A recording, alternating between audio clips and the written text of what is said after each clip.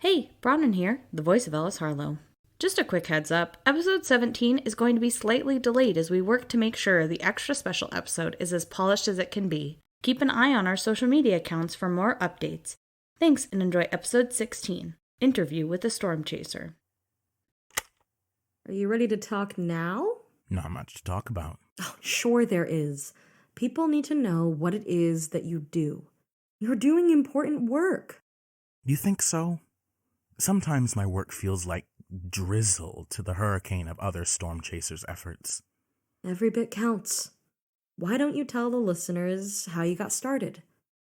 I guess that's an interesting story. You remember when I landed here, don't you? Mm-hmm. That was a close call. Before I washed up, I really thought it was going to be the end for me. But it wasn't.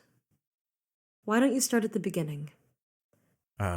Yes, that would make sense. Sorry, not used to talking about myself. At least not on the radio like this. Are you sure it's important that people want to hear from me? Marvin, I want to hear from you. Okay. Here goes. Oh, wait, I almost forgot. Let me say it. Welcome, anyone. I'm here with my friend Marvin H. Roberts, and you're listening to Station Arcadia.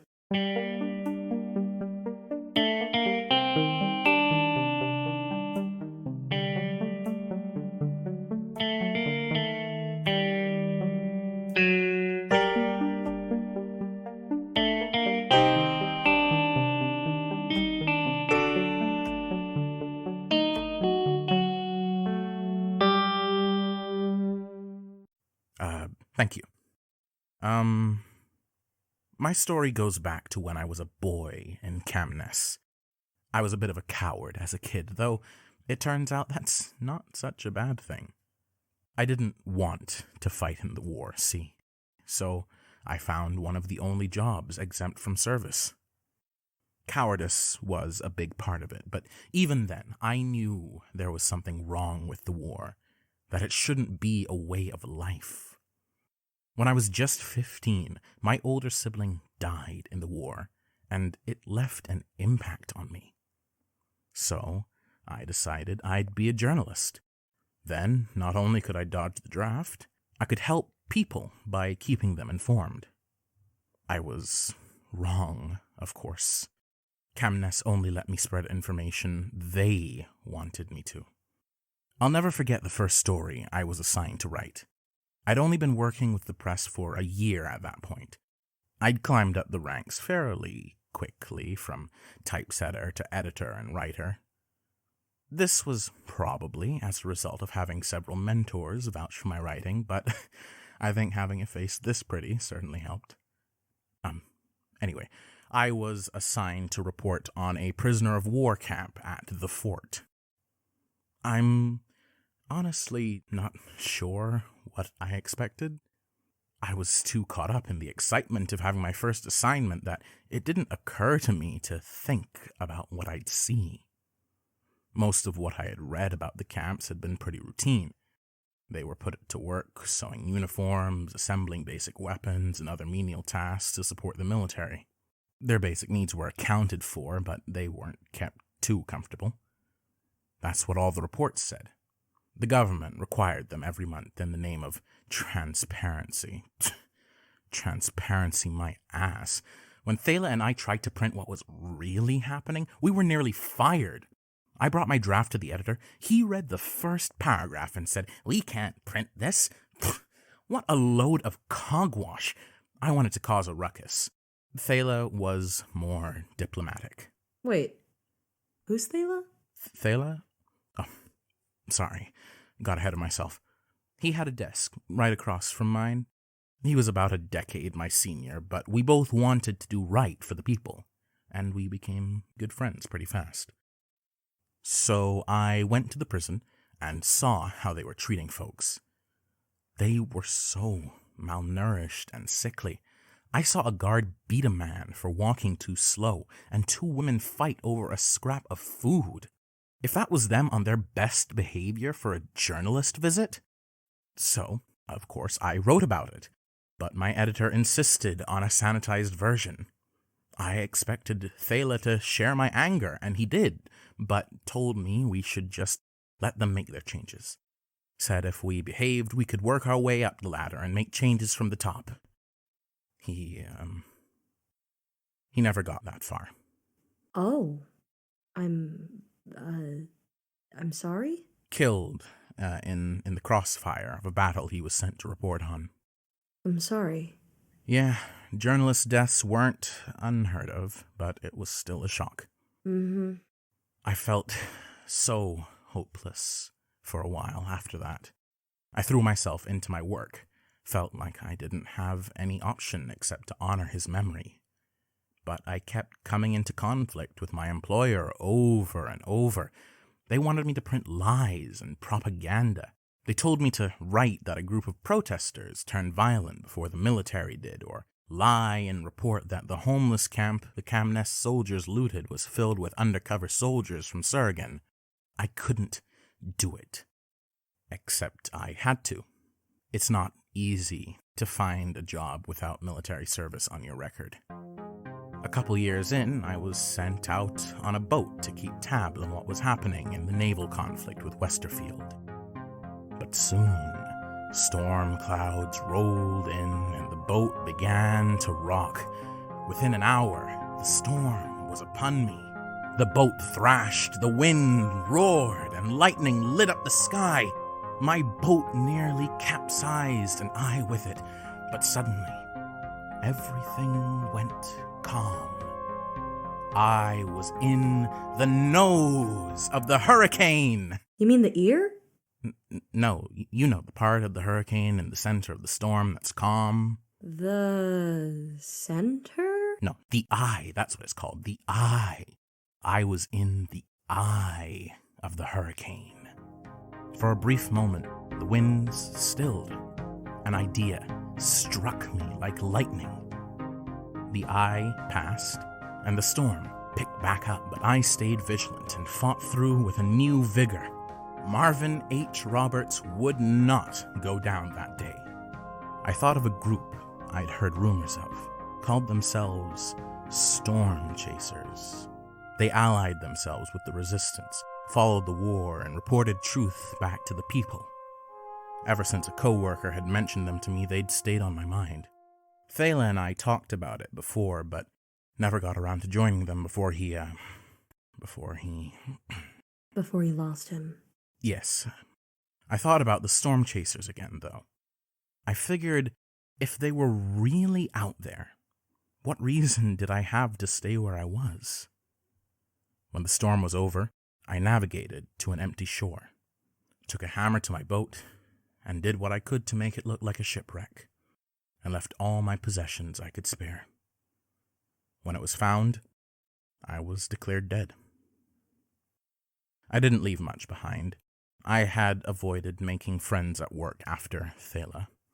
My parents had died in a bombing when I was young, and my only sibling died in the war, like I said before, leaving me one of the last heirs of the Roberts family, aside from a distant cousin.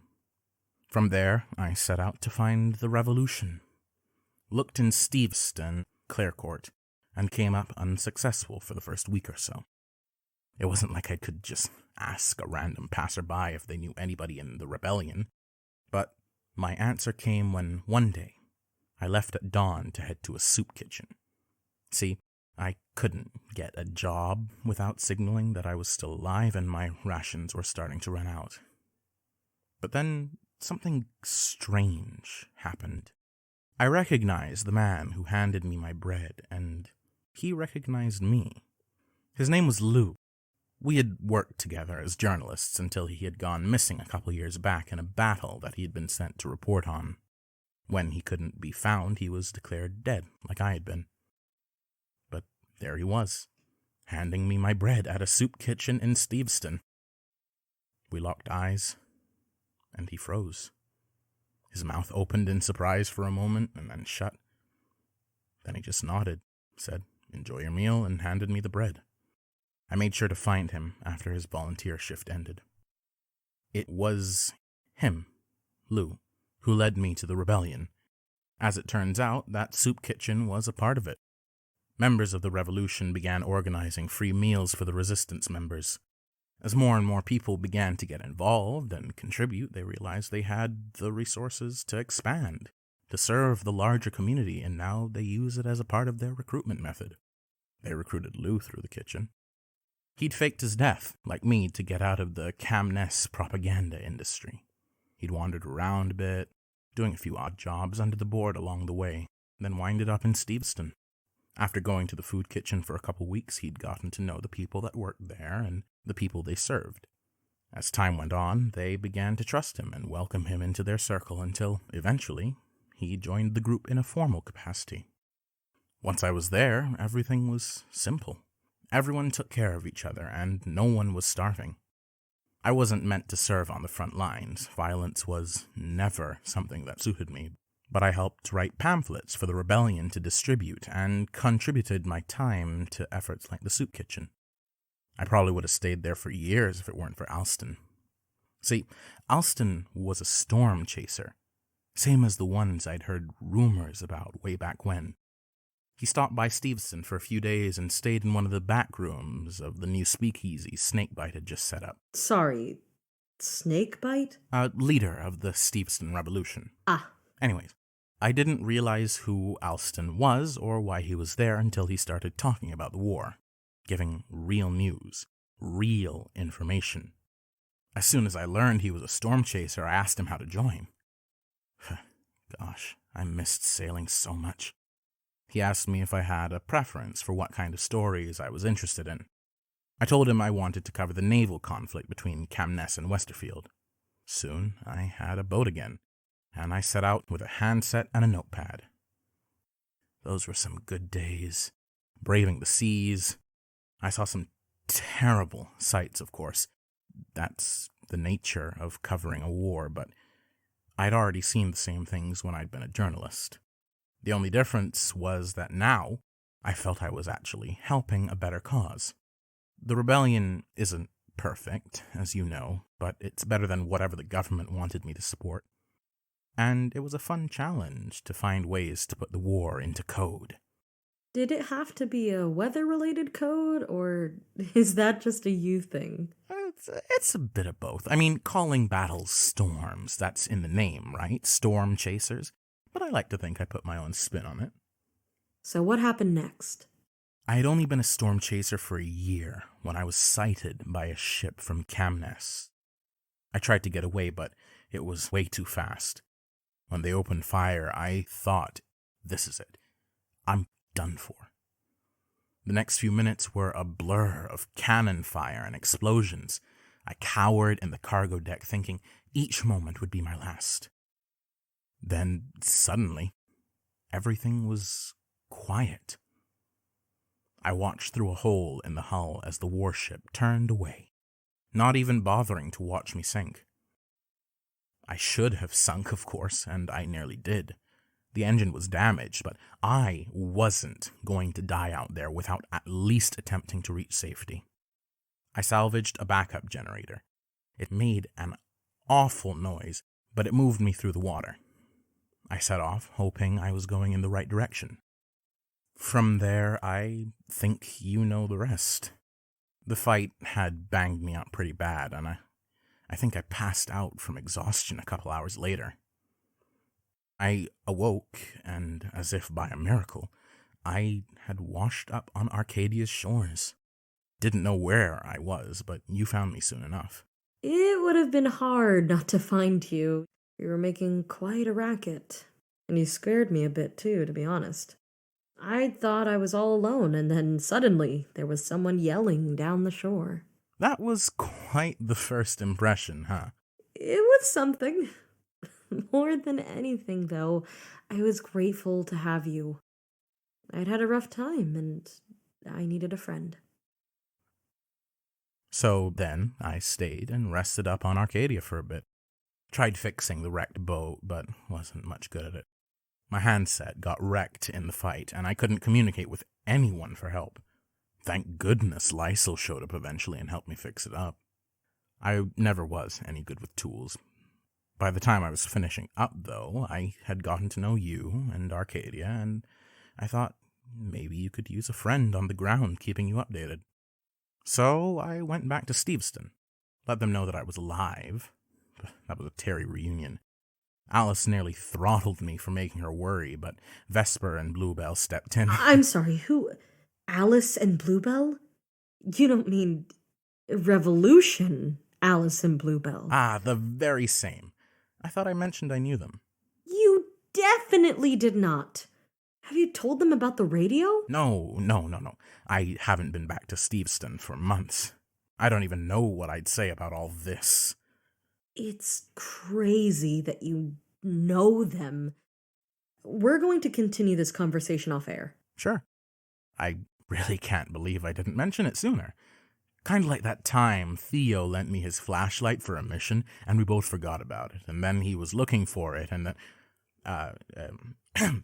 anyways, for what it's worth, I'm really grateful that I was able to be your friend. Thank you. You've been irreplaceable. Thank you for joining me today, Marvin. Your story is important. Thank you for having me on the show, Cass. It's been my pleasure.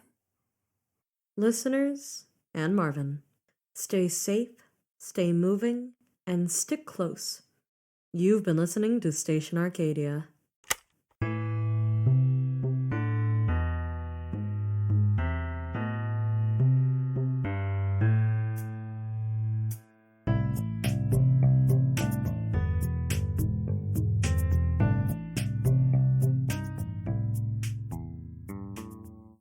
Station Arcadia is a podcast by Metal Steve Productions, and licensed under a Creative Commons Attribution Non-Commercial Share-alike 4.0 International License. It is produced by Eliana SD and CVVM, and directed by Tova Brandner. It is edited by Eliana SD and J.R. Steele, with soundscaping by Becker Huang, and music by Theo Goodwin. Today's episode was written by Emily Bennett. It featured Jade Virginia as Cass, and Dylan Ramden as Marvin. Join us on Twitter and Tumblr, @Station Arcadia, for more content. Join us on Discord to chat with other fans, using the link in the description.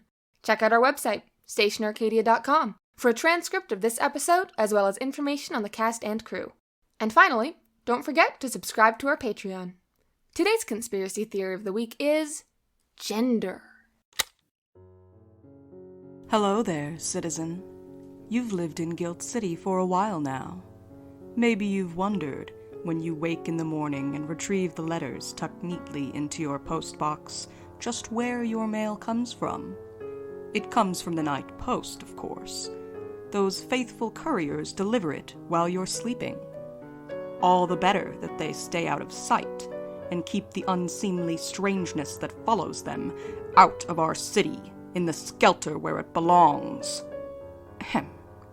If, for some reason, you'd like to know more about Guilt City's conscripted couriers and the burden that chose them, their secret hopes and fears, the ancient, untamed threats that hound them on their nocturnal journeys, you have only to listen. The Night Post is a supernatural audio drama by an all-LGBT team, delivered weekly in dead of night to wherever you listen to podcasts.